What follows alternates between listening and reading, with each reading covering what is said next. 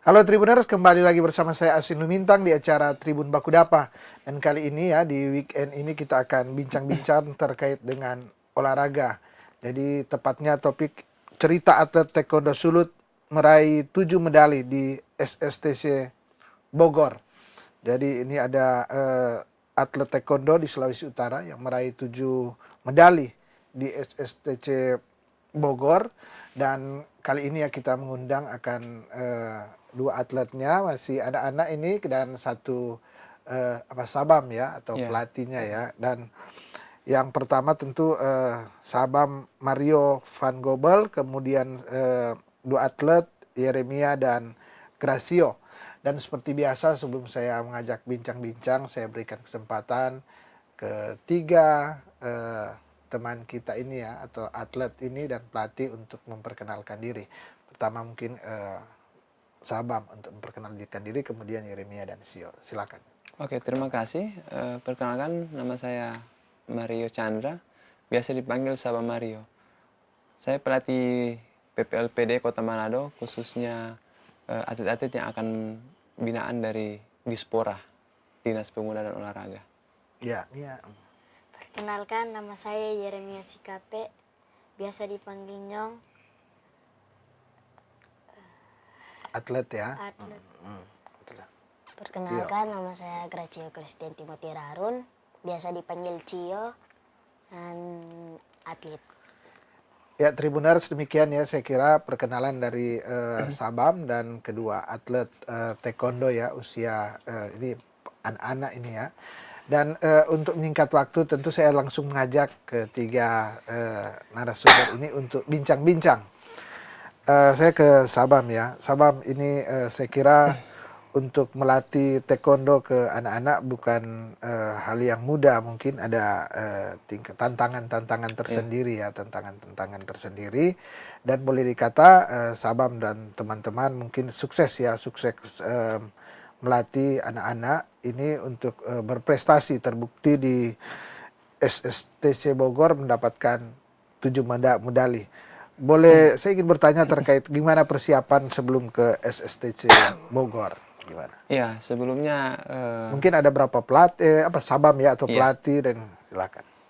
jadi sebelumnya sebagai pengantar ya, jadi harus diketahui lebih dulu bahwa Gracio ini berasal dari Dojang Tribun. Kemudian Yeremia Sikape berasal dari Dojang Sinua. Jadi sebelum berangkat ke Bogor itu kami gabung Ya, ya, ya. dua dojang itu ke Bogor itu bawa nama Sulut. Nah, persiapannya itu sebetulnya singkat, Pak. Jadi kurang lebih 2 bulan. Yuk, singkat sekali ya. Singkat Ya. sekali 2 bulan. Rencananya sebetulnya 3 bulan persiapan, cuman waktunya yang agak keterlambatan di proposal. Di waktu terima proposal dari Bogor itu bulan Februari. Ya, terus dalam masa persiapan ini tentunya agak lebih rumit ya untuk kategori anak-anak dengan kategori yang dewasa. Anak-anak ini perlu kesabaran ekstra ya. Jadi memang betul-betul menjadi challenge buat pelatih. Kemudian yang dalam masa persiapan ini ada 3 pelatih. Saya, Sabam Nim Iwa, atau Sabam Nim William, terus dengan Sabam Tian. Jadi saya rasa dengan adanya kerjasama yang baik dari 3 pelatih ini bisa mengakomodir anak-anak ini untuk Ini berapa masa anak persiapan. sebenarnya yang dipersiapkan waktu kan? Mungkin hanya 2, mungkin lebih ya. Bagaimana? Gimana? Sebetulnya ada rencananya ada lebih dari 10 ya, Lebih dari 15. Cuman seiring berjalannya waktu ada yang istilahnya seleksi alam, Pak. Ya, ya, pasti. Jadi pasti. ada yang memang Belum siap pasti ya. belum siap secara fisik, mental, dan Iya. secara kapasitas ya, kapabilitas. Ya kami juga sebagai pelatih memaklumi itu. Jadi yang memang betul-betul tersaring tinggal 7 atlet. Nah, jadi yang sisanya itu istilahnya terdegradasi. Jadi 7 ini yang benar-benar siap untuk mengikuti kejuaraan di Bogor. Kemudian seperti yang sudah disampaikan tadi bahwa memang ada spesifikasi atau metode atau pola yang memang membedakan untuk membina kategori anak-anak dengan yang dan dewasa. Ya. Kalau untuk yang dewasa itu agak mudah, bukan agak mudah, mungkin jauh lebih mudah dibanding anak-anak untuk. Contohnya, kalau misalnya anak-anak itu butuh teguran yang beberapa kali kan begitu. Kalau dewasa kan hanya butuh mungkin satu kali, Satu oke kali, sudah mengerti. sudah mengerti. Iya, kalau yang anak-anak, aduh memang Butuh kesabaran yes, memang. kesabaran. Jadi Yang dewasa dikatakan dewasa yang usia berapa kalau di dewasa itu, taekwondo ya. itu? Dewasa itu yang secara psikologinya sudah mulai tangkap ya, Sudah Pak. mulai nangkap ya. Antara 17 ke atas itu. 17 ke atas ya. 16 tahun itu masih tetap ada karakter anak-anak yang masih ada. Sifat anak-anaknya tetap masih ada. Iya, Iya, betul. iya. Kecuali memang ada beberapa juga yang memang udah bersifat dewasa. Tapi rata-rata memang masih kekanak-kanakan 16 tahun. Jadi bisa dikatakan 17 tahun ke atas baru mulai sikap atau karakternya sudah mulai terbentuk menjadi orang dewasa. Ya. Iya, iya. Saya ke Yeremia ya. Yeremia, gimana kemudian Yeremia suka atau mencintai olahraga taekwondo ini? Apa karena orang tua yang antar atau suka lihat-lihat teman? Gimana Yeremia? Suka lihat-lihat teman sih. Lihat-lihat teman. Langsung masuk di dojo ini, di dojo ya? Dojang ini atau gimana? Langsung masuk. Langsung masuk. Sudah berapa lama Yeremia ikut latihan? 6 bulan. 6 bulan, belum terlalu lama juga ya. Ikut dengan beberapa teman atau sendiri atau orang tua yang antar? Dengan kakak sih. Dengan kakak. Kakak juga atlet ya? Atau? Atlet. Atlet. Oh, iya. Cio, saya ke Cio ya. Cio, gimana Cio? Cio, apakah seperti Yeremia ikut teman atau memang suka atau gimana kemudian? Oh, saya karena suka fighting. Oh, suka fighting memang ya. Sebelumnya memang di olahraga lain atau langsung suka dengan taekwondo? Siapa yang perkenalkan? Pertama sih Bapak. Oh, Papa. Papa juga atlet ya? Atau? Enggak. Oh, Cuman pas ada jalan terus Iya. lihat latihan ya. Latihannya di mana? Tempat latihan di mana? di Tribun sih. Oh, di Tribun sini ya. Di sekitar rumah atau di sekolah dari Cio ada teman-teman lain juga yang ikut taekwondo. Ada tapi beda dojang. Oh, beda dojang ya. Saya ke ini ya, ke Sabam. Sabam, ini tadi kan kita sudah bincang ya, gimana bahwa agak lebih enak melatih dewasa atau tidak mudah ya melatih anak-anak. Tidak mudah, tapi saya kira tidak juga sulit-sulit sekali. Betul. Buktinya ada dua anak ini yang boleh berprestasi ya, berprestasi. Ini selain mereka berdua kemarin waktu dipersiapkan di Bogor, apakah ada tingkat dewasa atau memang kelompok umur? Ya, jadi untuk yang kategorinya hanya untuk prakadet dan kadet. Prakadet dan Iya. kadet ya. Yang dua orang ini masuk dalam kategori Prakadet usia berapa dan kadet Iya. usia berapa? Prakadet dari 9 tahun sampai 11 tahun, yang kadetnya 12 sampai 14. Jadi kebetulan memang 7 atlet yang di bawah itu masuk dalam kategori prakadet dan kadet. Kadet ya. Untuk yang kategori junior dan senior belum sih. Ya. Karena seperti yang dibilang tadi, gugur saat persiapan. Ya. Iya. Tapi tidak masalah. Mungkin kejuaraan berikut akan diturunkan kategori junior dan senior. Tadi kan boleh dikata secara nasional ya tadi. Kalau di tingkat sulut sendiri ada tidak kejuaraan-kejuaraan antar klub begitu gimana? Ya. Sebetulnya kemarin barusan kami balik dari Gorontalo. Oh, Iya. Jadi ada turunkan 23 atlet, 21 yang dapat medali, 2 enggak. Jadi ada 8 medali emas, 5 medali perak dan 12 medali perunggu. di Gorontalo ya, Iya, di di Gorontalo. Gorontalo. Itu apa? Ke sana apa? Oh, lewat jalan darat ya, Iya, jalan darat lewat darat. dan membawa 23 atlet. Iya, 23 atlet. 23 atlet, kemudian dojo 3 ya. Yang Sabam iya, pelatih maksudnya. Iya, berarti. Pelatih 3 orang dan sukses mendapat medali 21 ya, 21. medali. Kurang lebih berapa orang yang latih di yang Sabam dan Masa persiapan iya, atau iya, yang ikut? yang ikut, Iya, yang ikut yang- ada bagaimana, Pak? Yang Yang maksud saya yang berapa yang ikut di persiapan Oke, persiapan. jadi ada 3 pelatih Pak itu. Nah, termasuk saya. Terus yang waktu di Gorontalo itu ada kategori senior. Ada senior, ada junior. Jadi lengkap dia. Lengkap. Prakadet, kadet, junior dan senior. Dan senior ya. Jadi cukup apa sih? Mengharukan ya. Itu klub-klub yang ada di Sulawesi Utara dan Gorontalo atau se-Sulawesi yang bertanding waktu itu? Itu undangan Pak dari Gorontalo. Undangan dari Ya, Gorontalo ya. sebetulnya itu yang panitianya Gorontalo, pelaksananya, tapi diundang dari Sulut juga datang.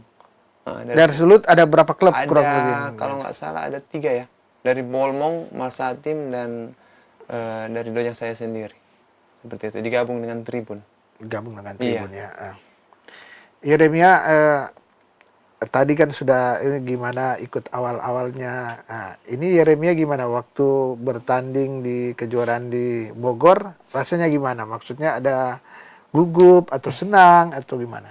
Gugup sih ada. Ya. Gugup ada, takut juga ada. Dari pas udah menang udah senang sih. Senang. Itu berapa kali bertanding di Bogor?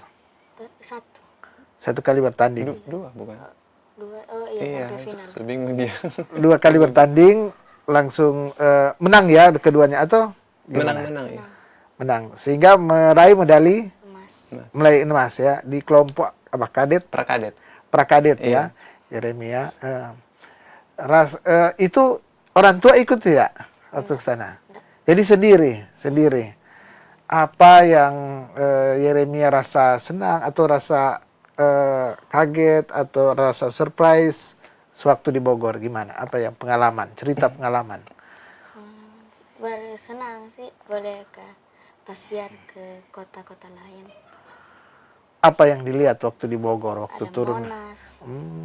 Oh, Monas Jakarta dong itu dia. pernah pergi. Oh, dari Jakarta dulu baru pergi Bogor toh. Iya. Apalagi yang dilihat yang senang yang ini? Semua itu sih.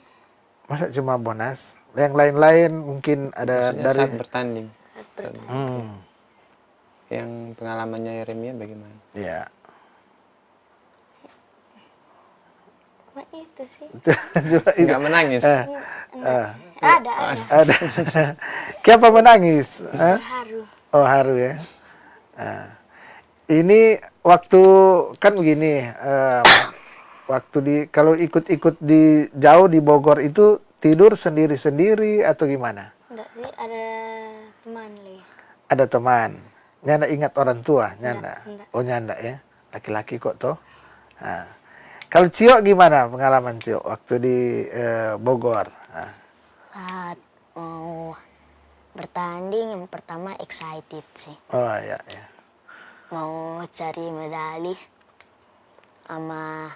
Pertama agak grogi cuman setelah itu excited. Pengen. Lawannya dari mana waktu lawan? Kalau lawan Tuan dari rumah. tuan rumah. Tuan rumah Bogor ya, dari Bogor ya. Berapa kali bertanding? 2. Di sana? 2 kali juga. Dua-dua menang ya? Atau? Enggak, 1 kalah, Di 1 final, Pak. Oh, Di final kalah di kalah. final ya. Tapi gimana? Sio waktu melihat kan pasti banyak orang yang nonton. Kemudian ini bukan di Sulawesi Utara, bukan di Manado. Perasaannya gimana? Waktu ini kan naik pesawat, pergi di satu tempat yang agak jauh, kemudian bertanding. Pertama sih ingin buktiin kalau bisa raih juara Iya. dan bisa membanggakan orang tua walaupun belum bisa juara 1 tapi udah Boleh. senang lah. Iya. Sekarang Cio sekolahnya di mana? Di Ebenezer Ebenezer di Teling di Teling ya. Apa SD? SMP. SMP ya. SMP. Kalau Yeremia sekolahnya di mana? SD 48. SD 48. SD 48. Saya ke Sabam. Sabam bagaimana ini kan anak-anak ternyata dari sekolah aja berbeda-beda. Iya. Gimana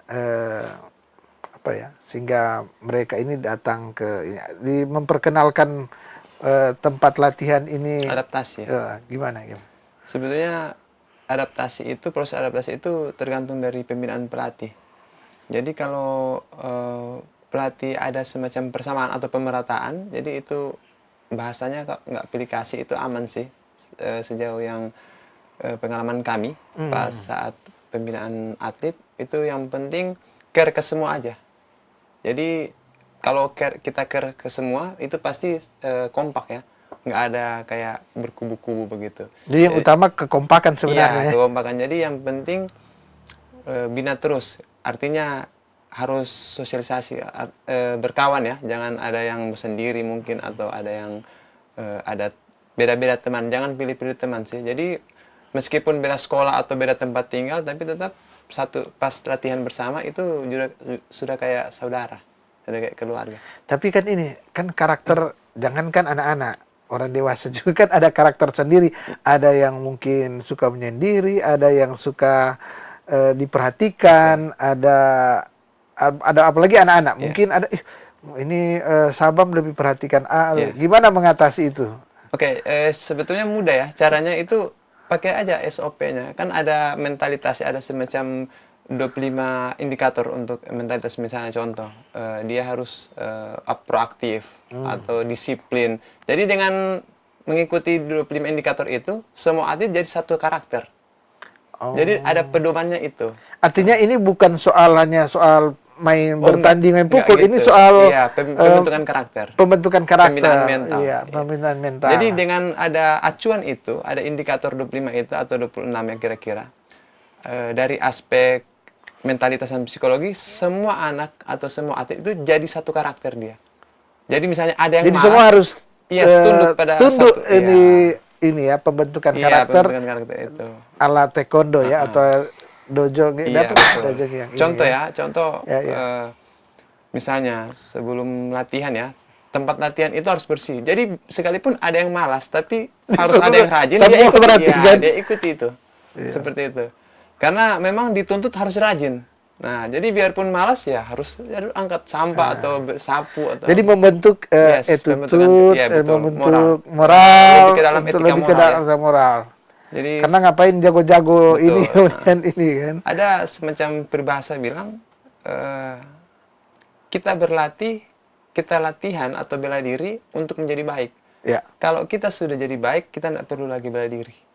Jadi sebetulnya latihan bela diri itu untuk pembentukan menjadi orang yang lebih baik. Orang yang lebih Kalau baik. Kalau sudah jadi baik, bela diri nggak lagi dibutuhkan. Itu sih, itu falsafah. Artinya mau dikatakan bahwa perkelahian itu adalah jalan terakhir ya. Itu, Dan tadi yang terpenting adalah bagaimana ya kerendahan hati, self control juga ada. Self control ya. Jadi ada juga yang misalnya contoh seperti yang Bapak bilang tadi bahwa ini kan karakter anak beda-beda. Iya. Nah, tapi kalau ada satu acuan, misalnya contoh self control, jadi yang temperamen tinggi ini harus ikut ya.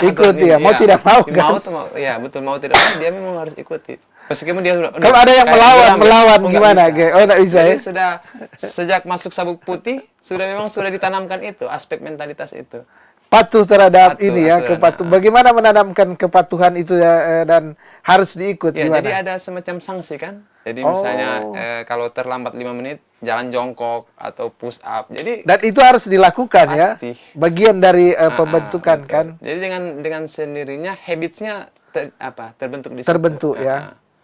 Dengan begitu yang lain juga lihat, wah kalau kita bikin begini pasti jadi begitu kan begitu. Jadi seperti itu sih. Jadi menurut saya sejauh ini bagus masih terkendali ya. Masih belum ada yang keluar dari zona itu. Komunikasi dengan orang tua gimana? Khusus yang prakadet, kadet. Itu yang lebih penting Pak itu. Ya, beda dengan kelompok dewasa ya. Kalau untuk yang kelompok prakadet dan kadet itu memang harus langsung approaching-nya harus lebih dekat ya dengan orang tua ya. Jadi sebelum pelatih mengambil keputusan, follow up-nya dulu ke orang tua. Misalnya contoh ini mau ikut pertandingan, bagaimana? Apakah ada izin dari orang tua atau? Jadi semuanya itu karena mau bertanding kan semua resiko ada juga kan? Ya. Jadi harus ada komunikasi lebih awal dengan orang tua. Seperti itu sih Pak. Kalau untuk yang senior ya mungkin sudah bisa ambil keputusan ya, meskipun yang ada juga yang dikatakan anak mami atau apa, tapi tetap secara usia sudah bisa ambil keputusan. Tapi untuk yang prakadet dan kadet itu memang harus mau nggak mau harus dengan orang tua dulu. Iya, Komunikasinya harus jalan terus ya. Kayak di Bogor itu pokoknya hampir tiap menit orang tua dari Manado telepon terus. Ya. Jadi tanya kabar jadi, orang yang pelatih sebetulnya yang jadi agak ribet. Wah ini nggak fokus ini. Mau apa? Sementara mau coaching ke atlet, orang tua dari Manado terus. telepon terus. Iya, Jadi pelatih ini ada dua ini ya, betul. bukan soal kasih ini teknik juga, tapi bagaimana menjawab. Mungkin itu. ada keraguan dari orang Pasti. tua kan. Kalau keraguan mungkin ada, kekhawatiran juga pasti Kekhawatiran ada ya. Bagaimana? Ya. Tapi bagaimana cara pelatih untuk Menenangkan menetral- juga ya, orang tua. menenangkan. Memang agak rumit sih itu. Pengalaman kami bawa atlet keluar itu selalu begitu. Nggak ada yang Ada kekhawatiran dari pasti. orang-orang terdekat. Kecuali sama orang tua ikut, tapi kan ada juga kan yang tinggal kan. Oh gitu. iya. Seperti itu, Pak. Ya, ini saya kira menarik ya, Bung Sabam ya, bahwa ada hal-hal, bukan hanya hal teknis yang diperhatikan, tapi itu Ya, kan betul. hal-hal non teknis itu ya, Yes. hal-hal non teknis. Tapi untuk kadet dan prakadet ini saya kira berpengaruh, karena ini kan orang tua kan, orang tua juga harus merasa aman dan nyaman anak-anak mereka ketika mengikuti kejuaraan di ini. Saya ke Yeremia ya. Ini adik Yeremia. Ini kan tadi Sabam sudah bilang bahwa ada aturan-aturan yang harus diikuti. Ada ikuti tadi misalnya terlambat harus ada sanksi. Gimana mengikuti itu aturan-aturan? Merasa nyaman, merasa gimana? Ya sih, itu memang harus dilakukan karena butuh disiplin. Nggak ada yang terbebani. Nggak, aduh, kita biasa di rumah semua boleh baking, ternyata kalau ikut aturan mesti ikut ini ada aturan yang harus ada sanksi. Gimana? Enggak. Nggak ada. Kalau Cio gimana? Dengan ada aturan, ada disiplin lah. Mesti disiplin sebelum bertanding, harus ada kebersamaan dengan teman-teman. Gimana selama ini? Ikut aja, mau nggak mau harus ikut. Harus ikut. Ada rasa terpaksa atau pernah nggak rasa kesal ke teman atau sahabat waktu latihan? Enggak sih. Nah, enggak pernah ya. Jadi apa rasa mungkin yang membuat Cio suka terus latihan taekwondo? Apa yang ini? Yang pertama, yang tadi sudah dibilang suka fighting. Kedua, Keren. kok kayak ikut lomba terus menang, kayak ada kepuasan tersendiri gitu. Kalau Yeremia, apa yang bikin sampai ini enjoy ikut taekwondo?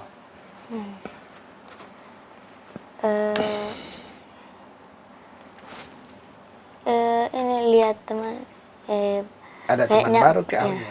ada teman baru, banyak teman, banyak bermain. Banyak bermain juga ya.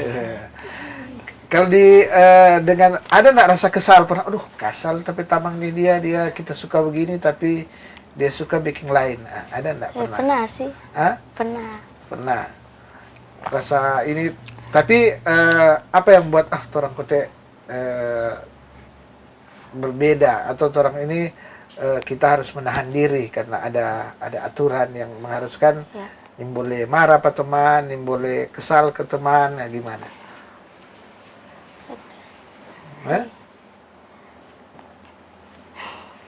Eh, Gimana? Jadi yang bikin Yeremia enjoy di taekwondo apa? Selain tadi sudah disebutkan tuh karena teman, karena ini, apakah ada dorongan dari orang tua atau dari Sabam iya atau sih, gimana? ada dorongan dari orang tua juga. Dorongan dari orang tua ya. Ya. Tribuner saya kira menarik ya bincang-bincang ini, dan yang terpenting adalah bagaimana tentu kita sebagai sebagai orang tua, sebagai generasi muda tentu juga memperhatikan akan anak-anak ya dalam tumbuh kembang mereka, minat bakat mereka, dan salah satu yang menjadi minat bakat adalah seperti kedua atlet kita ini ya, kedua anak ini itu mereka telah memilih taekwondo. taekwondo sebagai minat dan bakat mereka, dan sekarang sudah mulai berprestasi. Dan tentu kita mengacungi jempol juga ada pelatih-pelatih atau dojang yang mau berkorban ya, memberi diri untuk melatih anak-anak ini sehingga anak-anak terkhususnya di Bumi Nyur Belamba di Sulawesi Utara sehingga boleh berprestasi. Tentu bincang-bincang ini mengharapkan agar supaya banyak anak-anak kita yang karakter mereka terbentuk. Tadi dikatakan ini bukan soal hanya melatih taekwondo, tapi juga melatih karakter, melatih mental daripada anak-anak kita sehingga mereka menjadi mental yang benar-benar ada kerendahan hati, ada rasa kebersamaan terhadap sesama, peduli. Ini nyadak sombong mungkin orang Nado bilang ya, kalau lihat tadi dari perbincangan tadi ya. Saya kira ini menarik, dan tentu banyak hal lagi yang menjadi perbincangan kita terkait dengan bagaimana mendidik akan anak-anak muda kita, anak-anak untuk menjadi lebih baik ke depan. Tapi tentu bincang-bincang ini dibatasi dengan waktu ya. Dan seperti biasa sebelum saya menutup bincang-bincang ini, saya berikan kesempatan ada closing statement lah untuk memberi pesan kepada teman-teman generasi muda, teman-teman sebaya daripada Yeremia dan Cio ya. Saya berikan kesempatan kepada Cio dulu untuk memberi pesan apa saja yang terkait dengan teman-teman ikut tim kita main taekwondo, atau teman-teman taekwondo ini memberi orang prestasi atau apa. Silakan, boleh Cio. Cio sih pesannya kalau sudah hebat jangan sombong. Oh, iya. Yeremia apa yang mau bilang? Silakan. Kalau sudah mendapati prestasi, tetap rendah hati, jangan sombong kepada orang lain. Ya, Sabah mungkin silakan apa yang harus diinformasikan ke para Tribunars terakhir. Oke, tentunya kami berterima kasih kepada pengurus provinsi ya. Pengurus provinsi, Ketua Harian Sabamnim Deni Angitan, kemudian pengurus Kota Manado yang sudah mensupport kami untuk dalam hal mengikut pertandingan atau kejuaraan di luar daerah. Tentu kami bangga untuk membawa nama Sulut, Sulawesi Utara ikut serta dalam kejuaraan di luar daerah. Pesan saya kepada para pelatih, marilah kita terus kompak untuk membina, mendidik, dan melatih atlet-atlet generasi muda, khususnya Kota Manado, untuk bisa tampil di luar daerah ya, untuk mengharumkan nama Sulawesi Utara. Sulawesi Utara ya. Kemudian berterima kasih juga kepada Sabamnim Iwa yang sudah terus memotivasi kami, membantu kami, mensupport kami, baik moral maupun moral. Ya.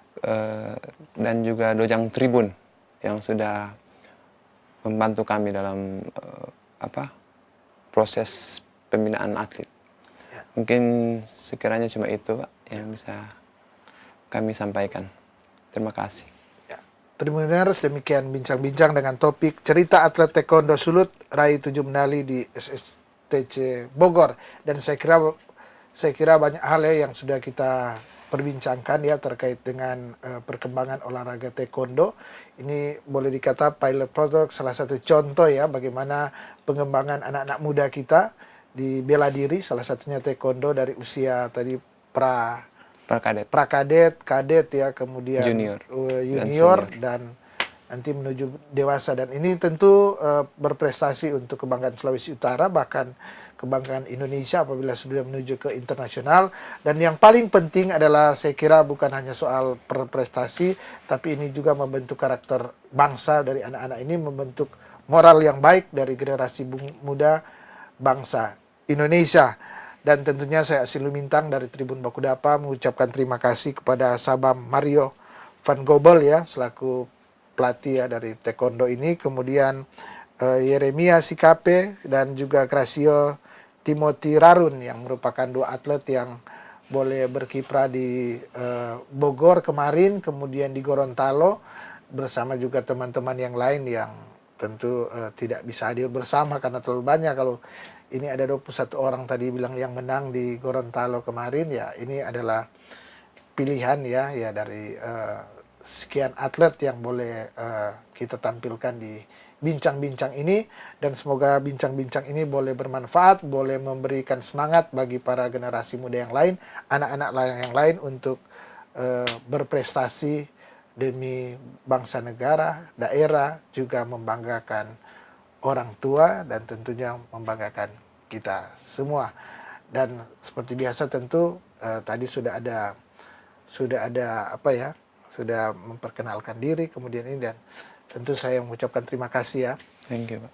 kepada ketiga narasumber ini, Sabam dan Yeremia dan Cio ya. Saya ucapkan terima kasih karena sudah boleh hadir di studio ini. Saya juga mengucapkan terima kasih kepada para Tribuners yang tetap setia menyaksikan akan acara Tribun Bakudapa, dan kita akan bertemu lagi pada lain waktu, lain kesempatan dengan tema perbincangan yang berbeda. Mata lokal menjangkau Indonesia.